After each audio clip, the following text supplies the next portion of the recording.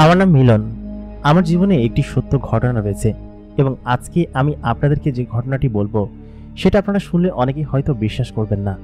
আমার সঙ্গে আমার একটা জিন বন্ধু এবং একটা পরী আছে। সেটা আপনাদের কাছে বিশ্বাসযোগ্য নাও মনে হতে পারে, কিন্তু ছোটবেলা থেকেই আমার সঙ্গে সেই জিন এবং তার পরী বোন আমার সঙ্গে থাকে। প্রিয় দর্শক, সকলে কেমন আছেন?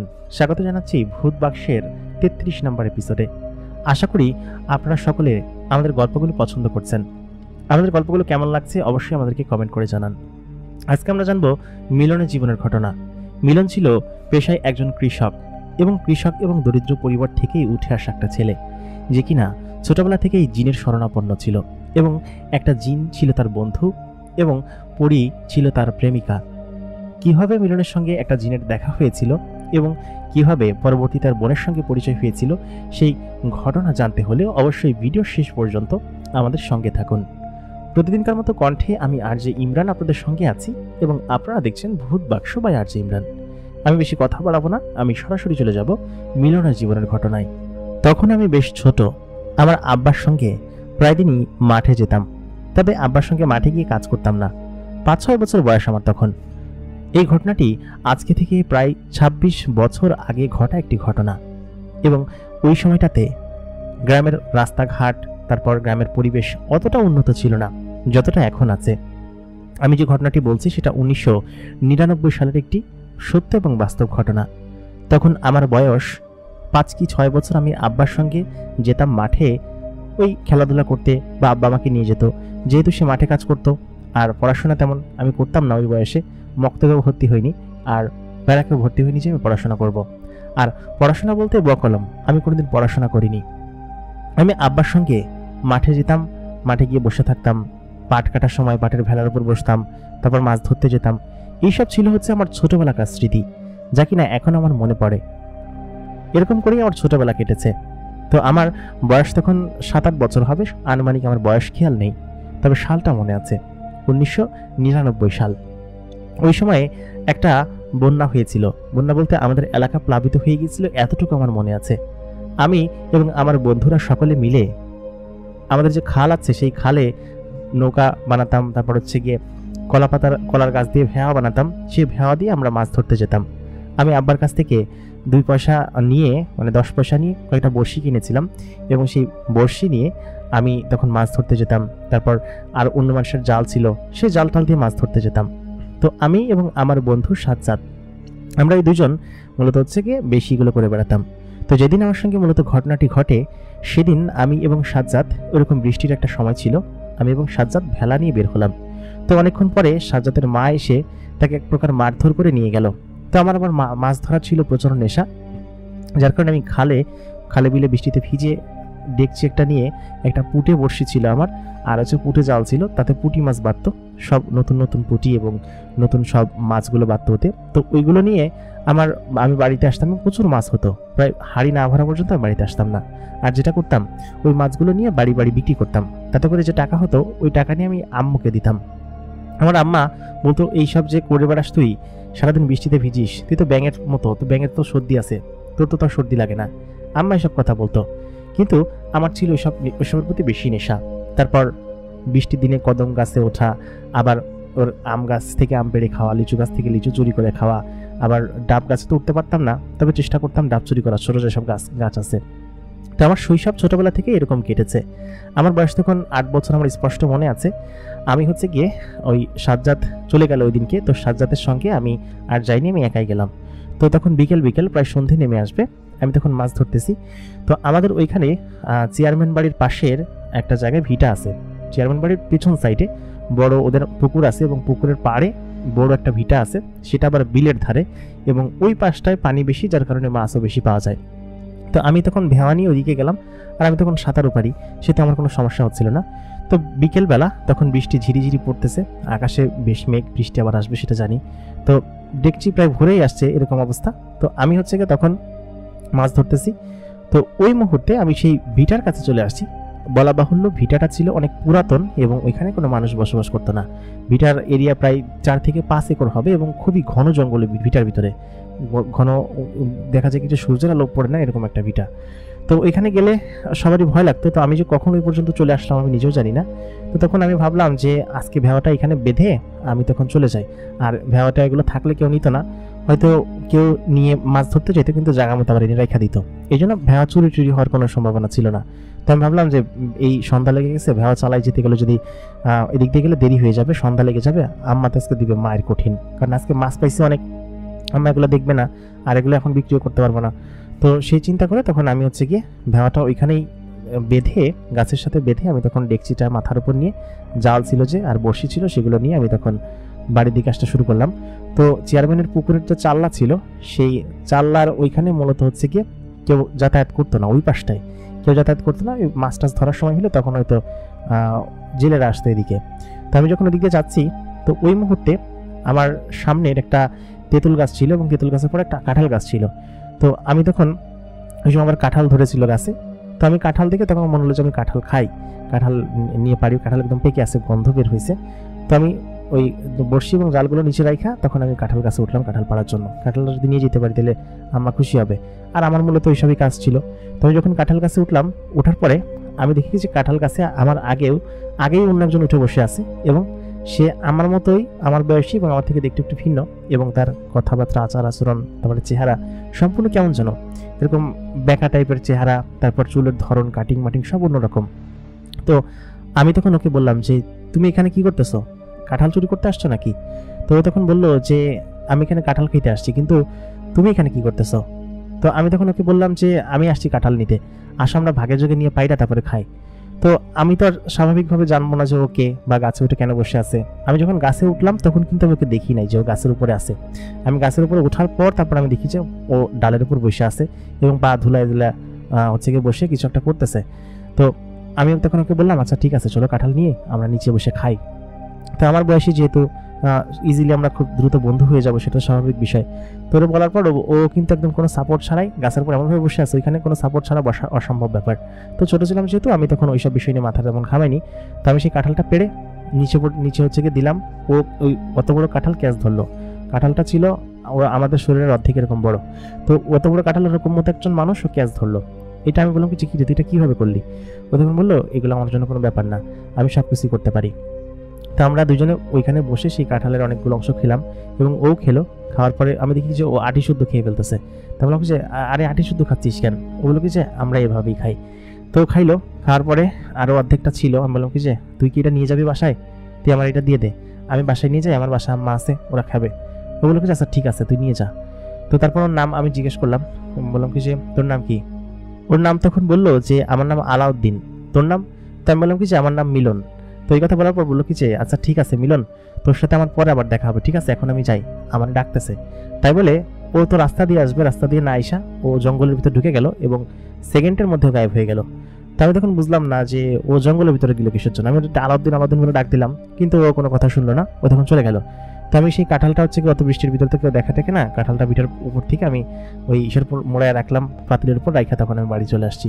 বাড়িতে আইসা আমি বাড়িতে ঢুকতে পারি নাই, আমার আম্মা পেছন দিয়ে আমার এমন জোরে বাড়ি মারলো পাটকাঠি দিয়া, মারার পরে বলতেছে তুই কই গেছিলি?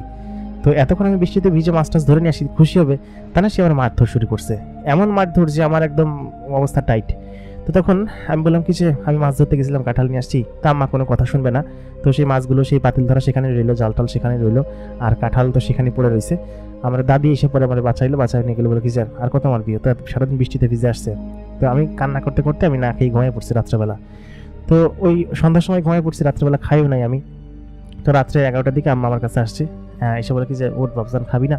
তাহলে না আমি খাবো না, খিদে লাগে নাই। তো আম্মা আমার যতই মারুক সে আমার ভালোবাসতো। তো 11টার দিকে উঠে সে আমারে বলে কিছু তুই খা। তো আমার এক থাল ভাত দিয়ে আমার বারান্দায় বসায়, একটা হারিকেন জ্বালায় বসায়, বলে কিছু তুই খা, আমি দেখি তোর জন্য একটা ডিম ভেজে নিয়ে আসি। তো সে ডিম ভাজতে গেছে। তো এই মুহূর্তে আমি দেখলাম কি যে আলাউদ্দিন আমার ঘরের যে খুঁটি আছে, আমাদের তো কাঁচা ঘর ছিল, বাঁশ দিয়ে বানানো খুঁটি, সেই খুঁটি ধরে দাঁড়ায় আছে, দাঁড়ায় বলতেছে যে কিরে কি করিস? তো আলাউদ্দিনটা দেখে আমি বলছি আরে তুই তুই এখানে কিভাবে আসলি, আমার বাড়ি কিভাবে চিনলি? তো আলাউদ্দিন বললো কি যে আমি চিনছি, আমার কি খাচ্ছিস তুই? তো আমি বললাম কি যে আমি ভাত খাচ্ছি, আম্মা ডিম ভাজতে গেছে, ডিম নিয়ে আসুক, মাছ আছে খাবি? এই যে মাছ আনছি মাছ কুইটা বাইজা দিছে আমারে। তো আলাউদ্দিন বললো কি আচ্ছা ঠিক আছে দে। তো তো একই প্লেট থেকে আলাউদ্দিন এক পাশ থেকে খাইতে শুরু করলাম, এক পাশ থেকে খাইতে শুরু করলাম। তো আম্মা ডিম ভাইজা আনতে আনতে ওই এক থাল ভাত আমি খেয়ে ফেলছি। তো বললো কি যে কি রে তুই এত তাড়াতাড়ি ভাত খেয়ে ফেললি? তো আমি তো আর বলতে পারতেছি না যে আমার সামনে আলাউদ্দিন আছে, আর আম্মা তো দেখতেছে যে আলাউদ্দিন বসে আছে, আর আমি তো বুঝতেছি না যে আলাউদ্দিনের আম্মা দেখতে পারতেছে না। তো তখন আম্মা বললো কি যে আচ্ছা ঠিক আছে, আমি আরেক থালা নিয়ে দিচ্ছি। তো আরেকটা থাল নিয়ে আসলো, আরও বেশ কিছু মাছ নিয়ে আসলো, যে পুঁটি মাছগুলো ধরছিলাম সব মাছ ভাজতে ভাইজা আমারে দিছে, আর হচ্ছে ডিমটা দিল। তো আমি আর আলাউদ্দিন তখন মুহূর্তের ভিতরে খেয়ে ফেললাম, মানে আমি তো খাচ্ছি আস্তে আস্তে, তো খাইতে খাইতে আমার পেট ভরে গেছে। তো 3 প্লেট ভাতের ভিতরে 2 প্লেটে আলাউদ্দিন খাইছে, আর 1 প্লেটের একটু মানে আমি খাইছি। তো খাওয়ার পরে আম্মা বলছে কি রে তুই এত খিদে লাগছে তোর, তুই একাই 3 জন মানুষের খাবার খেয়ে ফেললি? তো আমি বললাম কি যে না মা, আমি তো ওরে নিয়ে খাইছি। তো মা বলতেছে কি যে ওরে নিয়ে কেরে? তো তখন আমি দেখি কি যে সামনে আলাউদ্দিন বলতেছে আমি পরে আসবো, ঠিক আছে, তোর মারে আমার কথা বলিস না, বললে রাগ করবে। তাই বললাম আচ্ছা ঠিক আছে। তেমন আমি যে হ্যাঁ আমি খাইছি। এ কথা বলার পর আলাউদ্দিন চলে গেল। তো ওই দিনকে রাত্রেবেলা আমি তখন ঘুমাইতে গেছি, তার কোনো সমস্যা হয় না। পরের দিন থেকে আবার আমার এরকম মাছ ধরার নেশা, আমি মাছ ধরতে গেছি। তা আগামীকালকে বৃষ্টি ছিল না, তো বৃষ্টি না থাকার কারণে আমি তখন মাছ ধরতেছি। তো ওই ভিটার কাছাকাছি যখন গেছি আমি দেখি যে আলাউদ্দিন আমাকে ডাকতেছে, ইশারা দিয়ে ডাকতেছে, বল এদিকে আয়। তো আমি ভেওয়াটা সেই ভিটার কাছে থামাইছি, থামানোর পরে আমি ভিতরে গেলাম। ভিতরে যাওয়ার পর আলাউদ্দিন বলতেছে যে কিরে ডাকলি কেন আমারে? আমি বললাম, তো বলতেছে যে চলো আমরা খেলি, এই বাগানে এরকম ফল আছে, বিভিন্ন ফল, চলো আমরা পারি গিয়া। তো সেটা বলে আমার ভিতরে নিয়ে গেল।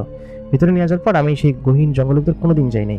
সেই জঙ্গলের ভিতর কি আলাউদ্দিনের সাথে একটা গাছে উঠলাম। তো সেই গাছের যে ফল ছিল, গাব গাছ ছিল, সেই গাব গাছের ফল আবার ও খেতে খুব পছন্দ করে, আমার বললো। তো আমি সেই গাব গাছে তখন হচ্ছে গিয়ে উঠলাম। ওঠার পরে গাব গাছে আবার ছিল পিঁপড়া। তো সেই পিঁপড়া আমার ওঠার পরে এমনভাবে ধরছে যে আমি ছুট দিতে না পেরে সাথে সাথে নিচে নেমে গেছি বলতে আমি পড়ে গেছি আর কি। কারণ অত বড় গাছ থেকে না, পিঁপড়ার হাত থেকে বাঁচতে গেলে আমি ছেড়ে দিছি, সব জায়গায় কামড়াইতেছে আমারে। তো আল্লাহর মাবুদ জানে কেমন, আর আলাউদ্দিন জানে, আমি বলতে পারবো না। এত বড় উপর থেকে পড়লে আমার হাত পা নিশ্চিত ভেঙে যাওয়ার কথা। আমার মনে হইলো যে উপর থেকে কেউ আমারে এমনভাবে স্মুথলি নামাইছে যে আমি একদম নিচে খুব স্মুথলি পড়লাম, খুব নমনীয়তার সাথে, মনে হচ্ছে আমার কেউ কোলে করে নামাইছে এরকম। তো নামার পরে আমি আমার শরীরের সমস্ত পিঁপড়া করলাম, আর আলাউদ্দিন যখন আমার গায়ে হাত দিল, দেওয়ার সাথে সাথে সমস্ত পিঁপড়াগুলো পড়ে গেল আর কি, মানে উড়ে গেল আর কি, তো সেখানে থাকলো না। তো যাই হোক, অনেকগুলো গাপ পারছি, তো সেগুলো খাইলো, খাই বললো কি যে ঠিক আছে ধন্যবাদ তোকে, তুই আমার পায়রা খাওয়াইলি। আমি মূলত এই পিঁপড়ার ভয়তেই গাছে উঠি না, আমার কামড়াই তো সেই জন্য। তাই বললাম তুই এরকম একটা কাজ করতে পারলি, বন্ধু হয়ে এরকম একটা, তোর কতগুলো ভাত খাওয়াইলাম কালকে। ও বললো সরি দোস্ত, ভুলে গেছে আমার। আচ্ছা ঠিক আছে, তুই খা গাব, তুই বেশি খা। তো 10টা না 12টা পারছিলাম সব পাকা গাব। তো ও তখন পাকাগুলো ও কয়টা খাইলাম, একটা খাইলাম। খাওয়ার পরে আমরা দুজন গল্প গুজব করলাম। তো ওই দিনের পর থেকে আমরা দুজন ভালো বন্ধু হয়ে গেছি আর কি। আমাদের সম্পর্ক, বন্ডিং সব কিছু আলাদা অন্য সবার থেকে। তো আলাউদ্দিন, আমি যখনই মাছ মারতে যেতাম ও আমার ভেড়ার উপরে আসতো। তো এর পরের দিন থেকে আমি সাজযাত্রা নিয়ে যাইতাম না, কারণ হচ্ছে আমার ভালো বন্ধু হয়ে গেছে আলাউদ্দিন। ও আবার কি করতো, যেদিন আমার সঙ্গে ওর দেখা হইতো, ও আমার জন্য বিভিন্ন ফলমূল। একদিন কেমন হয়েছে, আমি হচ্ছে গিয়ে আমাদের ওই ইসের পাশে বসে আছি, ওই ফুরমের পাশে, ওইখান দিয়ে এই পাশ থেকে ওই পাশে গিয়ে যায় মানুষজন মাছ ধরে। এখানে ফুরমের পাশে বসে আছি, আলাউদ্দিন তখন আমার ডাক দিল, বড়শি একটা নিয়ে বসে আছি। তো আলাউদ্দিন ডাক দিয়ে বললো কি যে এদিকায় দোস্ত, এদিকায়। আমি বললাম কি হয়েছে? ও বললো তোর জন্য একটা জিনিস নিয়ে আসছি। তো আমার পাশে আরও বড় ভাইরা আর আমার বন্ধু বান্ধব ছিল, যারা আমরা একসাথে চলাফেরা করতাম, ওরা ছিল। তো ওরা তখন বললো যে কই যাচ্ছিস, কার সাথে কথা বলিস? তো ওরা যে আলাউদ্দিনটা দেখতেছে না সেটা তো আমি জানতাম না। আমি তখন কি করলাম, আলাউদ্দিনের সাথে করে আলাউদ্দিনের পিস চলে গেলাম। তো আলাউদ্দিন আমাকে ডেকে নিয়ে ওই পাশে একটা জঙ্গল ছিল, সেই জঙ্গলের ভিতর নিয়ে গেল। তো ওরা তখন ডাক দিল, এই তুই জঙ্গলের ভিতর যাচ্ছিস কিসের জন্য, এখানে কি? তো আমি ওদের কোনো কথা শুনতেছিলাম না, কানেও নিচ্ছিলাম না। আলাউদ্দিন আমাকে ডেকে নিয়ে গেলাম, আমি গেলাম। যার পরে জঙ্গলের একদম ঘন জঙ্গলের একটা গাছের নিচে বসলাম। তো বসার পরে ও আমাকে ওর পকেট থেকে বের করে 3টা লাড্ডুর মতো জিনিস খাইতে দিল। মানে জিনিসটা দেখতে লাড্ডুর মতো ছিল, কিন্তু এত মিষ্টি আর সুস্বাদু, আমি আমার বাপের জন্য এরকম মিষ্টি কোনোদিন খাই নাই। খুবই সুস্বাদু মিষ্টি ছিল এবং খুবই দামি, দেখে মনে হচ্ছিল খুবই দামি এবং অন্যরকম মিষ্টি। তো আলাউদ্দিন রে বললাম যে মিষ্টি কই থেকে পাইছিস? ও তখন বললো আমাদের এখানে আছে, আমাদের এখানে মিষ্টি বানায়, আমরা মিষ্টি খাইতে খুব পছন্দ করি, তুই আমার মিষ্টি খাওয়াবি? আজকে তোর আয়না খাওয়াইলাম, তুই তোদের এখানকার মিষ্টি খাওয়াবি না আমারে? তা বললাম আচ্ছা ঠিক আছে, আমি আব্বার সাথে যদি হাটে যাই, হাটের থেকে তোরে আমি জিলাপি কিনে এনে খাওয়াবো না, ঠিক আছে? আর আমাদের এখানে কাঁচাগোল্লা পাওয়া যায়, কাঁচাগোল্লা ধরে আমি খাওয়াবো না। তো আমি আব্বার সাথে হাটে গেলাম। ওই যে মাছ বিক্রি করার যে টাকা ছিল আমার কাছ থেকে কিছু টাকা নিয়ে এসা আমি বাজার থেকে 1 পোয়া জিলাপি কিনলাম, আর আর হচ্ছে 5 টাকার হচ্ছে কি কাঁচাগোল্লা, মোট 7 টাকার হচ্ছে কি সেই সময় অনেক টাকা, 7 টাকা মানে অনেক টাকা, 7 টাকার মিষ্টি নিলাম। মিষ্টি নিয়ে তখন আমি হচ্ছে কি ওই দিনকে বিকেলবেলা ওর সাথে দেখা করলাম। ও সবসময় ভিটা, বন জঙ্গল, তারপর যেখানে মানুষ থাকে না সেসব জায়গায় দেখা করতো আমার সাথে। তো আমি তো আর বুঝতাম না যে ও কোনো মানুষ না, ও একটা জিন বা অন্য কোনো জগতের কেউ। মানে ওর সাথে থাকতে আমার ভালো লাগতো। ও সবসময় আমাকে নানান জিনিস এনে খাওয়াইতো। ওদিনকে মিষ্টি এনে খাওয়াইছে, এর অন্যান্য দিন ফল এনে খাওয়াইতো, কোনোদিন পেয়ারা আনতো, আবার কোনোদিন আপেল আনতো, আঙ্গুর আনতো, এরকম বিভিন্ন ফলমূল ছিল যা আমার এনে খাওয়াইতো। শুধুমাত্র ফলমূলই না, মিষ্টি, তারপরে আরও অনেক জাতীয় জিনিস যা আমি নামও জানতাম না, এরকম জিনিস আমার মানে খাইতো। তো আমার কাছে ওর সাথে থাকতে এত ভালো লাগতো। আমাদের বন্ধুত্ব ছিল খুব ভালো এবং খুব গভীর বন্ধুত্ব। তো আমি তো আব্বার সঙ্গে একটু বড় হওয়ার পরে আমি তখন আব্বার সঙ্গে নিয়মিত মাঠে যেতে শুরু করলাম। তো ও আমার সাথে মাঠে আসতো। তো আমি আতালের উপর বসে ওর সাথে গল্প করতাম। তো আমার আব্বা বলতো, কি রে এখানে যে বসে আছিস কিসের জন্য, এই বুইটা নিড়া। তো আমি বলতাম যে আমি সাথে গল্প করতেছি। আব্বা বলতেছে, তুই কি পাগল নাকি, একা একা কার সাথে কথা বলিস এরকম। তো সকলে এরকম ভাবে দেখতো। আমার আব্বা আমারে বেড়াকে ভর্তি করে দিয়ে আসছে, আমি বেড়াকে যাই নাই। আমার মানে স্কুলে যেতে ভালো লাগতো না, কে স্কুলে যায় ওই বয়সে। তো সাল তখন 2002 বা 3 হবে। এর মাঝখানে আলাউদ্দিনের সঙ্গে আমার পরিচয় বেশ ভালো বন্ধুত্ব। আর এতক্ষণ যে ঘটনাগুলো আপনাদেরকে বললাম সেই ঘটনাটা হচ্ছে গিয়ে খণ্ডকালীন ঘটনা, যে আলাউদ্দিন প্রত্যেক দিন আসতো এমন না, ও মাঝে মধ্যে আসতো। আর ওর বাড়ি কোথায়, কই থাকে, এসব কোনো কিছু আমি কখনো জিজ্ঞেস করিনি, কারণ জিজ্ঞেস করে আমি কি করবো। ওরা বলছি যে তোর বাড়ি কোথায়, ও বলে এইখানেই। তা আমি বলছি আচ্ছা ঠিক আছে এখানেই, আর বাড়ি দিয়ে আমি কি করবো। আর ওর সঙ্গে সবসময় আমার দেখা হতো না, এই মাসে 2-3 দিন 4 দিন এরকম ভাবে দেখা হতো। তো তখন সাল 2002 বা 3 হবে। তো ওই সময়টাতে আবার আমাদের ওইখানে বৃষ্টির পানি একদম উপর পর্যন্ত উঠে আসছে, আবার আমি মাছ ধরতে যাই। তো এরকম করে হচ্ছে ওর সাথে চলতেছে আমার ভালো সময়। তো সকলে আসলে আমাকে দেখে একটা অন্যরকম ভ্রান্ত প্রতিক্রিয়া আমার তাদের মনের মধ্যে, যে আমি নিশ্চয়ই পাগল হয়ে গেছি এবং আমি একা একা কথা বলি, একা একা ওদের সাথে বকবক করি, তারপর একা একাই কথা বলি, আবার একা একাই কোথায় চলে যাই রাত্রেবেলা ঘুমের ঘরে একা একাই কথা বলি, আবার উঠে বাইরে চলে আসি, উঠানে চলে আসি। তো আম্মা আমার এইসব জিনিসপাতিগুলো আবার দেখছে, দেখে বলছে যে তুই কার সাথে কথা বলিস রাত্রেবেলা, একা একা কি করিস, কিছুই তো আমি বুঝতেছি না। তো আম্মা এই কথা বলার পর আমি বললাম কি আম্মা কিছু না, কারণ আলাউদ্দিন আমাকে ওর কথা বলতে নিষেধ করছে। ততদিনও আমি জানি না যে আলাউদ্দিন একটা জিন এবং সে এই মানুষের জগতের কেউ না। ও আমাকে নিষেধ করছে বলতে তাই নিষেধ করছি, কারণ হচ্ছে আমার খুব ভালো একটা বন্ধু, ওর সাথে আমি মিশি, ও আমার নানান জিনিসপত্র নিয়ে খাওয়াই, আমাদের 4 বছরের বন্ধুত্বের সম্পর্ক। এই বন্ধুত্বের সম্পর্কের মধ্যে আমি ও যত নিষেধ করছে সেই শুরুতে, আমি তখন ওর বলি না, ও আমার নানান জিনিস এনে দেয়, আমি ওরে দেই, বেশ ভালো বন্ধুত্ব সুলভ আচরণ আমাদের দুজনের মধ্যে। তো এরকম করে কাটতে থাকে, আরও মাঝখানে আরও 2 বছর কাটে। তখন 2005 সাল চলে, আমার বয়স তখন 15-র কাছাকাছি, আমি একটু বড় হয়েছি। তো ওই সময়টাতে হচ্ছে গিয়ে আমি মূলত আলাউদ্দিনের মূল পরিচয় পাই, যে সে আসলে কে এবং কেন আমার সাথে বন্ধুত্ব করছে বা কিভাবে আমাদের বন্ধুত্ব হয়েছে, এই বিষয়টা জানতে পারি। আমার বয়স তখন 15-র কাছাকাছি। আমি আব্বার সাথে নিয়মিত মাঠে যাই, নিয়মিত পাট কাটি, তারপর ধান বুনি, এদিক দিয়ে সব কিছু সমস্ত কাজকাম আমি করি। কারণ ছোটোবেলা থেকেই তো আমি একজন গ্রামের ছেলে, আমাকে চাষবাস করে বড় হইতে হবে। আর ওই সময়টাতে পড়ালেখা আসলে আমি নিজেই পড়ালেখা করতে চাই না, আমার আম্মা খুব করে আমার প্রাইমারি স্কুলে বারান্দা পর্যন্ত দিয়ে আসছে, কিন্তু আমি মূলত হচ্ছে পড়াশোনা করতে চাই নাই, কারণ আমার পড়াশোনাটা ভালো লাগতো না আসলে ওই সময়টাতে। তো এর মাঝখানে অনেক দিন পর, প্রায় 1.5 মাস পর আলাউদ্দিনের সাথে আমার দেখা রাস্তায়। ওই দিনকে হচ্ছে কি আমি মাঠ থেকে বাড়িতে ফিরতেছিলাম, সন্ধে হয়ে গেছে, মাগরিবের আজান পার হয়ে গেছে, চারিদিকে অন্ধকার হয়ে গেছে। তো আমি তখন লাঙ্গল একটা কাঁধে নিয়ে বাড়িতে আসতেছি, আমার আব্বা হচ্ছে কি মাঠে যায় নাই, আমি মাঠের এই জমিতে চাষ দিচ্ছি। তো ওই দিনকে হচ্ছে কি আমি মাঠ দিয়ে আসতেছি একটা ভিটার পর দিয়ে আসলে শর্টকাট হয়। তো অন্ধকার, চারিদিকে কোনো জনমানব নেই, ঘর বাড়িও নেই। আর আমি যেহেতু গ্রামের ছেলে, আমার ওই সব ভিটার পর্দে আসতে কোনো ভয় লাগতো না। তাই আমি দেখলাম দূর থেকে কেউ একজন ইশারা দিয়ে আমাকে ডাকতেছে। তো ওই মুহূর্তে তখন আমার কিঞ্চিত ভয় লাগে যে এই দূরে বাগানের ভিতরে কি আমাকে ইশারা দিয়ে ডাকতেছে, তারা দেখা যাচ্ছে না, অন্ধকার যেহেতু পুরোপুরি চারপাশে ঢেকে ফেলছে, প্রায় হালকা হালকা আলো আছে, তা আমাকে ডাকতেছে। তো আমি তখন লাঙ্গলটা কাঁধে নিয়ে জোরে হাঁটতে শুরু করলাম। এই ভিটার উপরে এমনিতেই অনেক দূষণ অনেক কিছু আছে, মানুষজন এই ভিটারে নিয়ে অনেক উল্টাপাল্টা কথা বলে। তা আমি তখন তাড়াতাড়ি পা চালাতে শুরু করলাম। তো তখন আমাকে পিছন দিয়ে ডাক দিল, মিলন। তো আলাউদ্দিনের কণ্ঠ শোনার পরে আমি বুঝতে পারলাম যেটা আলাউদ্দিন। তো আমি তখন পেছনে ঘুরে বললাম কি রে বেটা, তুই এতদিন পরে কোথা থেকে আসলি, তোর তো দেখা নাই বহুত দিন, তুই যে এরকম ভাবে আসিস, তুই কই থাকিস, কি করিস, কিছুই তো জানি না। তো আলাউদ্দিন তখন বললো, কি রে বন্ধু, আসবো কিভাবে, আমি তো আসলে আসতে পারি না, তোদের এখানে আসতে গেলে কিছু সমস্যা আছে, এই জন্য আমি আসতে পারি না। তাছাড়া তোর আমি খুব মিস করি, তোর সাথে বহুত দিন দেখা হয় না, কথা হয় না, এই জন্য তোর এখানে আসলাম আবার।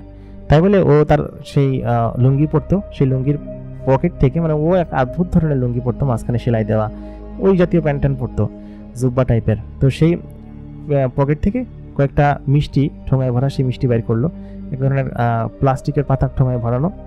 সেই ঠোঙা থেকে বের করে বললো কি এই নে, তোর জন্য নিয়ে আসছি। তাই বললাম কি আরে বন্ধু, তুই এই জিনিস না কখনো ভুলবি না, আমার সাথে যখনই তুই দেখা করতে আসিস তখন এই জিনিস নিয়ে আসিস। আচ্ছা তোর বাড়ি কোথায় বলতো, আমার তো কোনোদিন তোর বাড়ি পর্যন্ত নিয়ে যাস নাই, কেন বলতো?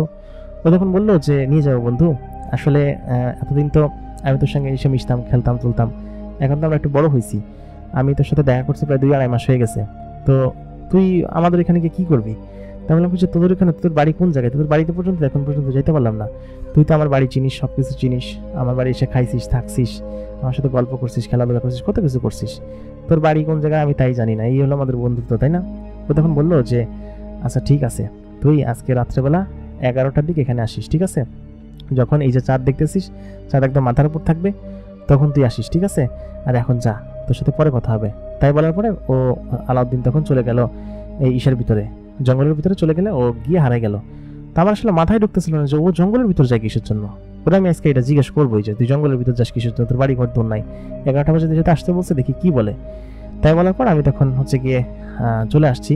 রাত্রে 11টার দিকে খাওয়া দাওয়া শেষ করে আমি তখন ঘুমাই নেই, আর সাধারণত 9টার পরই আগেই ঘুমাই পড়ি, মানে ঈশান নামাজটা পড়তে পারলে গেছে, খাওয়া দাওয়া করে আমরা ঘুমাই পড়ি, আবার ফজরের আজান দিলে উঠি, এই হচ্ছে আমাদের রুটিন।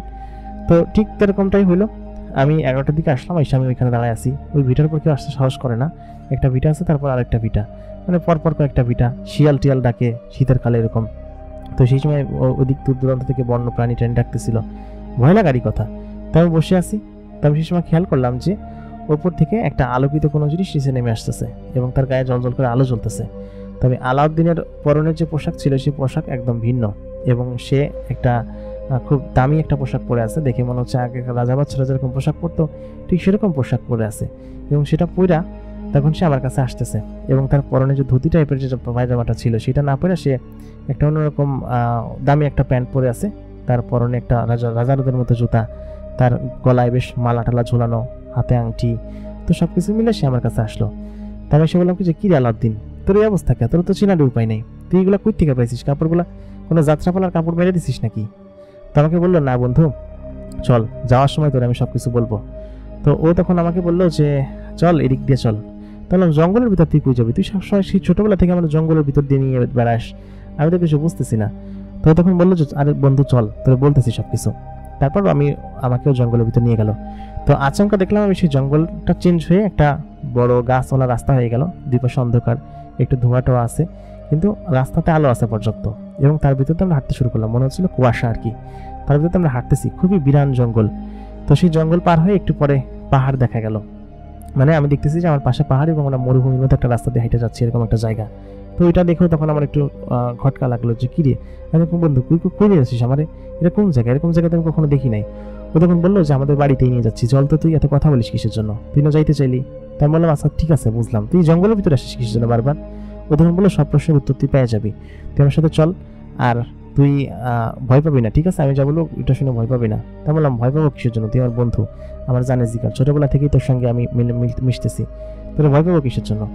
তো একটু সামনে যাওয়ার পর আমি খেয়াল করলাম যে আমার যে বন্ধু সে একটা কুয়াশা ঘেরা পরিবেশের ভিতর দিয়ে বাইরে চলে আসলো, এবং সেই জায়গাটা সম্পূর্ণ দিন।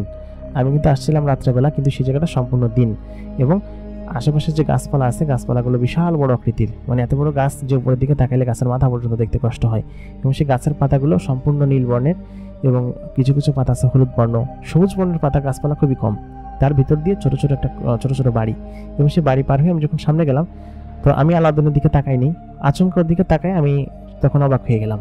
আমি দেখলাম আলাউদ্দিনের কানটা আমাদের কান যেরকম শেপে থাকে ওদের কান এরকম শেপ না, ওর কানটাও লম্বা হয়ে গেছে, অনেকখানি লম্বা, এবং পিছনের দিকে চলে গেছে। কি ওর শরীরের অঙ্গ চেঞ্জ হয়ে গেছে, আমার থেকে বেশিটা লম্বা। আর ওর মুখে তখন দাড়ি দেখা যাচ্ছিল, ও যখন আমার এখানে ছিল তখন দাড়ি ছিল না, ওর মুখে ছোট ছোট দাড়ি গজাইছে, এবং ও আমার থেকে বেশিটা লম্বা। তো আমি এটা দেখে তখন ভয়ে পেছনে সরে গেলাম, আমি বললাম ওরো মা। তো আলাউদ্দিনটা ঠিকই চেনা যাচ্ছে যে ও আলাউদ্দিন, কিন্তু ওর রূপ আগেরটা নাই, আগে যে রূপে আমার সঙ্গে কথা বলতো বা ইয়ে করতো।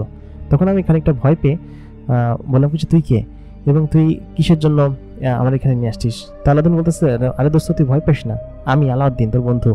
তো আমি আমার বুকে তখন পানি নিয়ে ধরফর করতেছে, তো তখন আমার ধরে উঠাই বললো কি আরে দোস্ত দেখ, তোর বলছিলাম তুই ভয় পাস না, তুই বলছিলি যে বন্ধু মানুষ ভয় পাবে কিসের জন্য? আসলে আমি যে কোনো মানুষ না সেটা তো তুই জানিসই, বুঝতে তো পারছিস তাই না? আমি বললাম কি যে বুঝতে পারতাম, তুই জঙ্গলের ভিতর যাইতে একটু খটখটা তো হইতো, কিন্তু তুই কে? ও তখন বললো যে আমি একটা জিন। এ কথা বলার পর আমার বুকে পড়া না তখন পানি নাই। আমি তখন বললাম যে কি বলিস দোস্ত, তুই জিন? এতদিন আমি জানতাম না। সেদিনকে সেই জন্য তুই গাছের উপর বসেছিল এরকম? ও তখন বললো হ্যাঁ দোস্ত, সেই জন্য আমি গাছের উপর বসেছিলাম। আমি এতদিন চাইছি তোর বলতে, তো ভাবলাম যে বললে কি মনে করিস না করিস, এখন তুই বড় হয়েছিস আর তুই আমাকে বারবার জিজ্ঞেসও করতেছিস যে আমি কে, কোত্থেকে আসি, কেন জঙ্গলের ভিতরে যাই। এই জন্য আমি তোর বলে দিলাম যে আমি আসলে একটা জিন, আর তুই আমাদের বাড়ি দেখতে চাইছিলি না, এই হচ্ছে আমাদের বাড়ি। তাই বলে ওর বাড়িটা দেখাইলো। ওর বাড়ি হচ্ছে গিয়ে পাকা দালান করা, দোতলা একটা দালান। সেই দালান হচ্ছে গিয়ে পুরো ফকফকে সাদা এবং কোনো মার্বেল পাথর দিয়ে তৈরি করা এরকম মনে হচ্ছিল। তো এরকম বাড়ির সামনে আমি দাঁড়ায় আছি।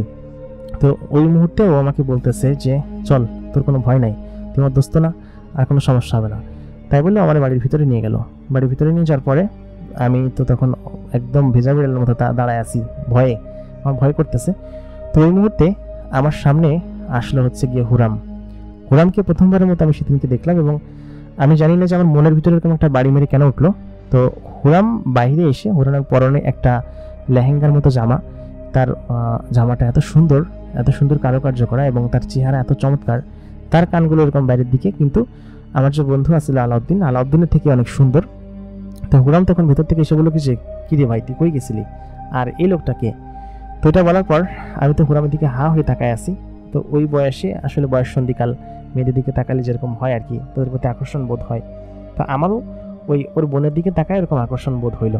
তো আমি তখন কি করবো কিছু বুঝে ওঠার আগেই ও আমাকে বলতেছে যে এ হচ্ছে আমার বন্ধু, তোর বলছিলাম না আমার এক মানুষ বন্ধু আছে, ওর সঙ্গে আমি দেখা করি, গল্প করি ছোটবেলা থেকেই।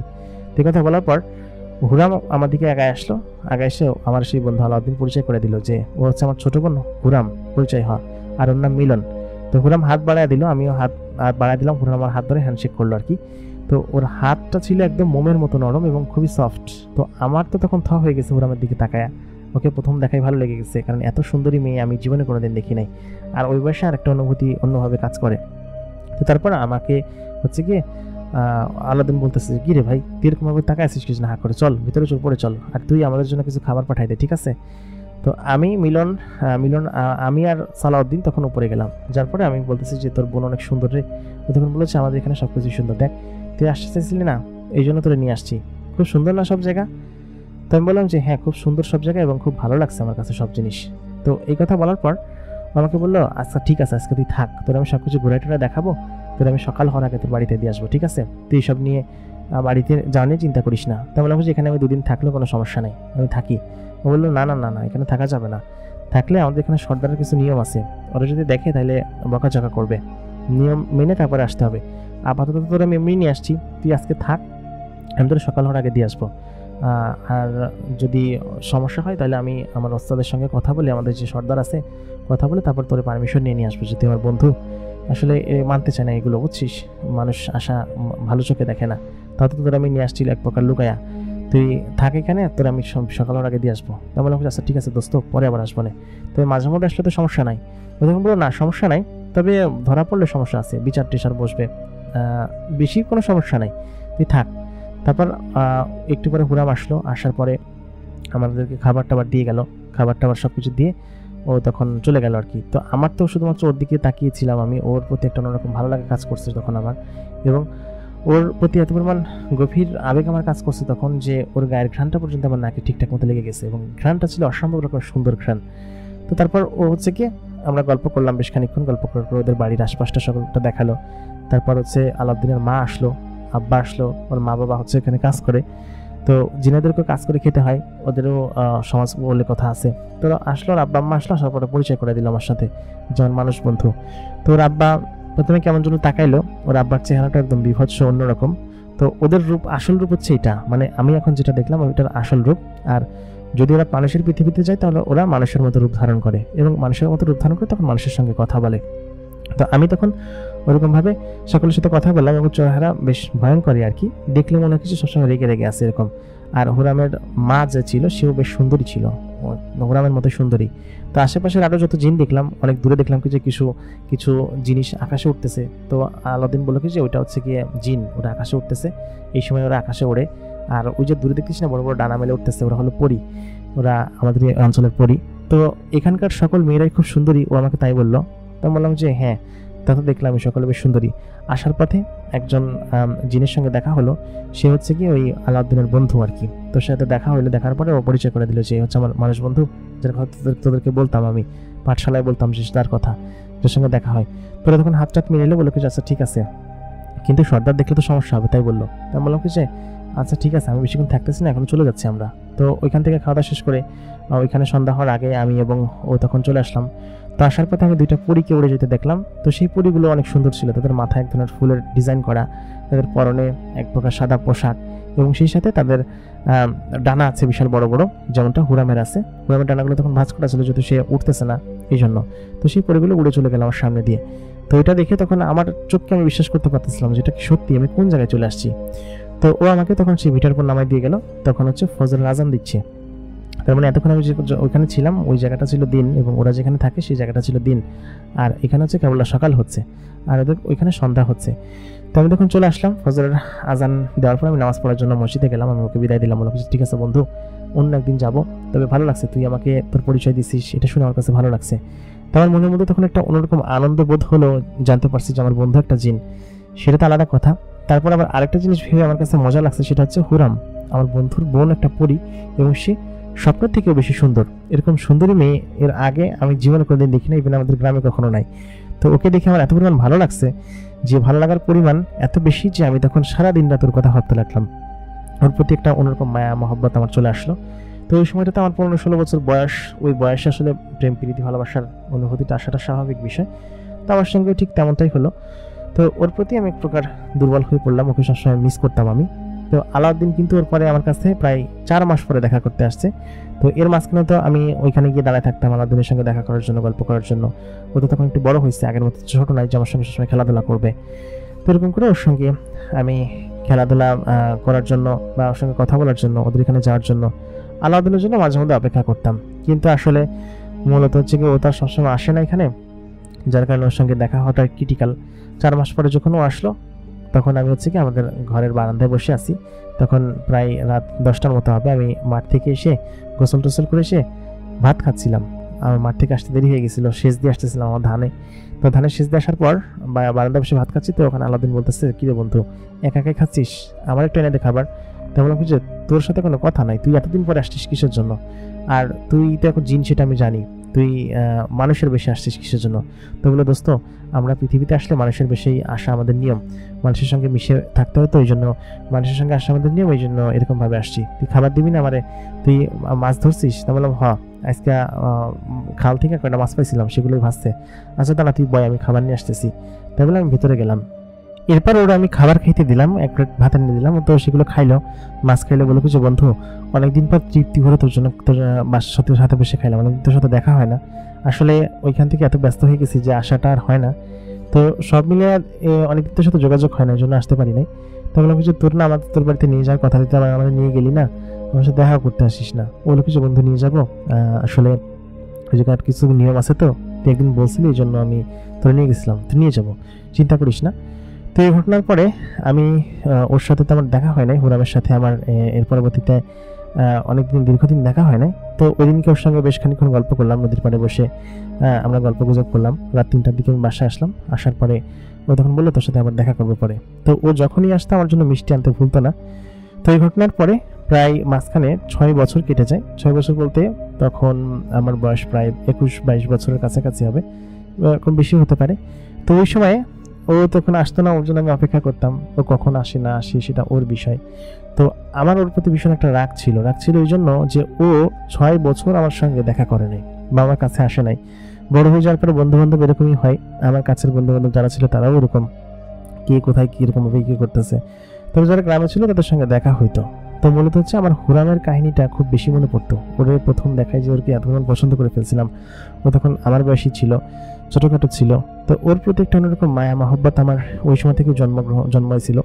তো ওই টাইমে আমি তখন কি করব, ওর কথা প্রায় ভুলেই বসছিলাম, কারণ হচ্ছে হুরামের সঙ্গে দ্বিতীয়বার আমার দেখা হয় না হয়, সেদিন আমি শঙ্কিত ছিলাম এবং ওরা প্রায় ভুলেই বসছিলাম, এরকম একটা অবস্থা। তো যাই হোক, সময় এরকমভাবে করাতে শুরু করলো, আমাকে হচ্ছে বাড়ি থেকে তখন বিয়ের জন্য প্রেশার দিতে শুরু করলো।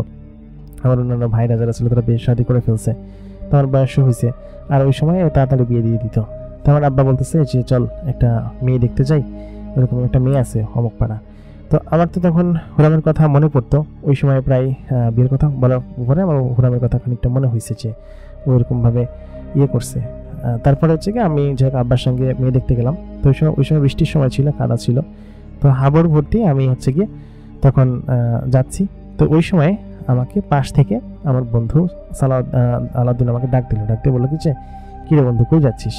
তো বললাম কি যে কই আর যাবো, তুই এত বছর পর কই থেকে আসলি, তোর সঙ্গে কোনো কথা নাই, তুই যা তো ভাই, তোর সঙ্গে কোনো কথা বলবো না আমি, আমার বিয়ে খাইতে যাচ্ছি, সমস্যা তোর? ও তখন আমার কাছে এসে বললো আর রাগ করতেছিস কিছু নাই তুই আমার সাথে? তো তাই বলে আমার সঙ্গে ও হচ্ছে গিয়ে আসলো। আসার পর আমাকে হচ্ছে পাশে বসানোর পর আমি তো রাগ করে আছি, আমার সঙ্গে কথা বলবো না, দীর্ঘ 6 বছর পর আমার কাছে আসছে। তো মূলত হচ্ছে গিয়ে ও আসছে 6 বছর পর, এটা কথা না, আমি ওর সাথে ওদের ওখানে যেতে চাইছিলাম, এই জন্য ওর বোনকে আমার খুব পছন্দ হয়েছিল, সেই ছোট থেকে ওকে পছন্দ করি আমি। তো পছন্দ হয়েছে, ও আমাকে নিয়ে যায় নাই, ওর বোনের প্রতি একটা মায়া মহব্বত আমার আছে, ভালোবাসাও জন্মাইছে, ছোট থেকেই পছন্দ করি।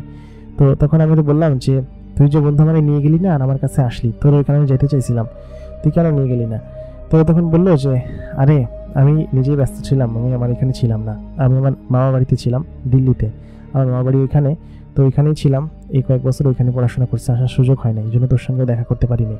তাই বললাম তোর বোন কিরম আছে হুরাম? তখন বললো আমার বোন ভালো আছে, তোর কথা জিজ্ঞেস করছিল সেদিনকে। তাহলে আমার কথা জিজ্ঞেস করছিল আর এই এখন আসতেছিস, আজকে তো আমার বিয়ে হয়ে যাবে, আমার আব্বার নিয়ে আমি মেয়ে দেখতে যাইতেছি। তো ও তখন বললো আচ্ছা চল তোর সাথে আমি দেখতে যাই মেয়ে। তা বললাম কি যে আমি তো ওর মেয়ের পছন্দ করি না, আমার অন্য পছন্দ আছে, আমি তারা পছন্দ করি, তার সঙ্গে তারা আমি চাই, আমি তোর বিয়ে করবো না। তো তখন বললো কারে পছন্দ করিস? তা বললাম সেটা তোরে বলবো কিসের জন্য, তোরে বললে তুই আমার দিবে না।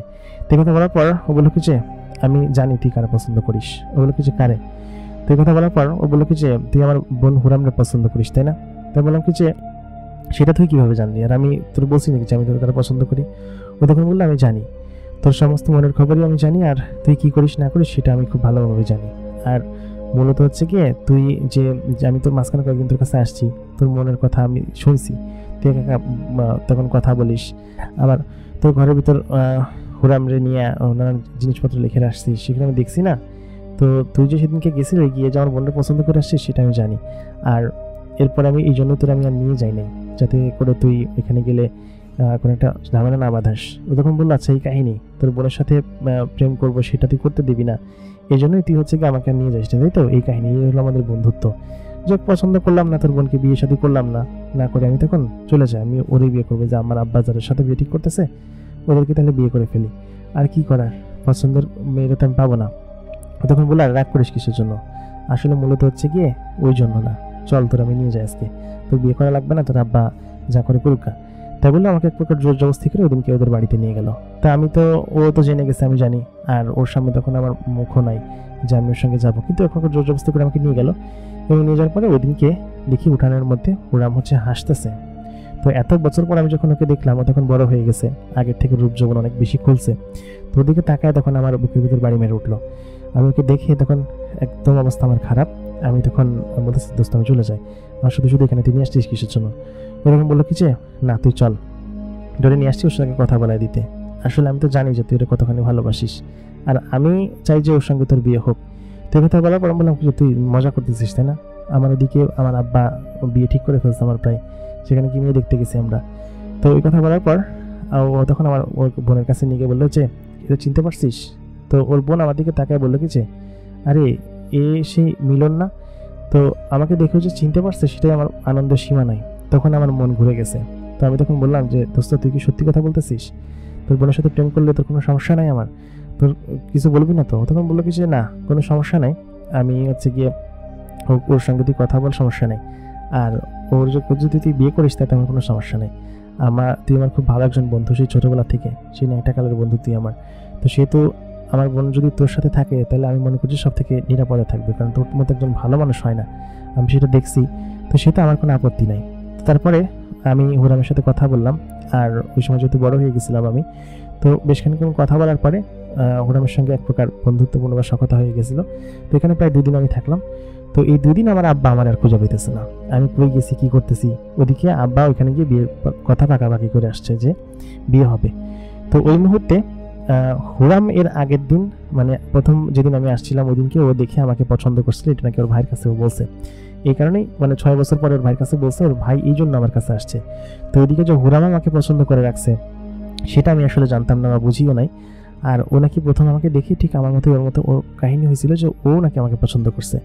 তো এই মুহূর্তে ওই দিনকে যদি না আসতো তাহলে হয়তো আমার বিয়ে হয়ে যেত, আর হুরামকে আমি পাইতাম না। কিন্তু ওইখানে যখন আমি 2 দিন ছিলাম, 2 দিন থাকার পরে আমি তখন হুরামকে বলেই ফেলি যে দেখো আমি তোমাকে পছন্দ করি সেই ছোটো থেকেই, যখন থেকে আমি তোমাকে দেখছি। তো তখন বললো কি যে এই কথা বলতে আপনি এতদিন লাগাই দিয়েছেন, আমি আপনাকে সেই প্রথম যেদিন দেখছিলাম সেদিন থেকে আপনাকে পছন্দ করি, আর আপনি তো আমাদের বাড়িতে আর আসেন নাই। আমি মাঝে মধ্যে আপনাকে দেখতে যাইতাম, আপনাকে দেখে আসতাম, কিন্তু আপনার কাছে যাওয়ার সাহস পেতাম না। তো মাঝখানে এমন হয়েছে, আমার সঙ্গে এমন অনেক ঘটনা ঘটছে যা কিনা অলৌকিক ঘটনা। যেমন একদিনকার ঘটনা বলি, সেটা হচ্ছে আমি গিয়ে ঘুমাইছিলাম। তো ঘুমের ঘরে প্রচণ্ড বৃষ্টি হচ্ছে বাইরে, আমার আশেপাশে কাঁথা বা কাঁথা কিছু নেই। তো ওই সময় গিয়ে আমার শরীরে সকালবেলা উঠে দেখি কাঁথা আছে। তো এরকম ছোটোখাটো আরও অনেক ঘটনা আছে যে ঘটনাগুলো অলৌকিক ছিল। তো আমি তখন বুঝতে পারলাম যে এই ঘটনাগুলো ঘটাইতে হচ্ছে হুরাম, এবং সে আমার আশেপাশে থাকতো। তো আজকে যখন আমার বিয়ের জন্য পাত্রী দেখতে গেছে, তো তখন হুরাম হচ্ছে তার ভাইরে বলছে যে এরকম বিয়ের জন্য তো পাত্রী দেখতে যাচ্ছে, তুমি ওরা গিয়ে আটকাও। তোর ভাই তখন আমার কাছে গেছে, গিয়ে এরকম বিয়ে করছে। তো আমি যখন 2 দিন এখানে আসি এবং হুরামকে আমার মনের কথা বললাম এবং ও আমার মনের কথা শুনলো, শোনার পরে আমি তো তখন জানি যে ওকে আমি ভালোবাসি। তো আমি তখন বাড়িতে চলে আসলাম আমার বন্ধুর সাহায্যে। বাড়িতে আসার পর আমার আব্বা আমার বকতেছে যে তুই কই গেছিলি, সেদিনকে আমরা আংটি টাংটি পরে আসবো, তোর আমি খুঁজে পাইতেছিলাম না, 2 দিন কই ছিলি?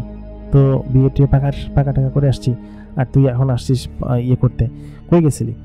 তো আমি তখন বললাম কি বলতেছো, তবে আমার অনুমতি ছাড়া তোমরা বিয়ে পাকা করে আসছো কিসের জন্য? তো আব্বা এই কথা বলে আমার উপর প্রচণ্ড পরিমাণ রাগারাগি। তো আমি এক প্রকার মন খারাপ করে আমি সেই জঙ্গলে গিয়ে আমি তখন ডাকতেছি, এই সালাউদ্দিন তুই কই, তাড়াতাড়ি দিকে, তুই বিপদে ফেলাই দিয়ে তুই কই গেছিস? তুই সেদিনকার কোনোভাবে না নিয়ে গেলে তুই হইতো না কাহিনী, আমি আব্বার বলে আসতাম। তো সালাউদ্দিন তখন বললো কাহিনী তো ঘটে গেছে, এক কাজ করি, সমস্যা নেই, আমি আমার এক বন্ধুরে দিয়ে ওই মেয়ের ঘাড়ে চাপাইতেছি, মেয়েরে এমনভাবে মানে জিনের আছর দেওয়াবো, তখন তোর আব্বা নিজেই ভয় পেয়ে বিয়ে ভেঙে দিবে, দেখিস। তাই বলে আজ সালাউদ্দিন ঠিক তেমনটাই করলো, ওর এক বন্ধু দিয়ে সেই মেয়ের ঘাড়ের উপর জিনের আছর দিল আর কি। আছর দেওয়ার পরে সেই মেয়ে তো পুরুষের কণ্ঠে কথা বলে, এক প্রকার উল্টাপাল্টা কথা বলে। তো একজন ইমাম নিয়ে আসছে, ইমাম এনার পর বলে কিছু ওর ঘাড়ে জিন ভর করছে। তো সেই এক প্রকার মজার ছলে এটা করছে। তো আমার আব্বা তখন এটা দেখে বিয়েটা দিচ্ছে ভাইয়া, বলতেছে যে আপনার মেয়েদের উপর জিনের আসর আছে, এরকম একটা আসর আলামাই আমার জড়াই দিবেন।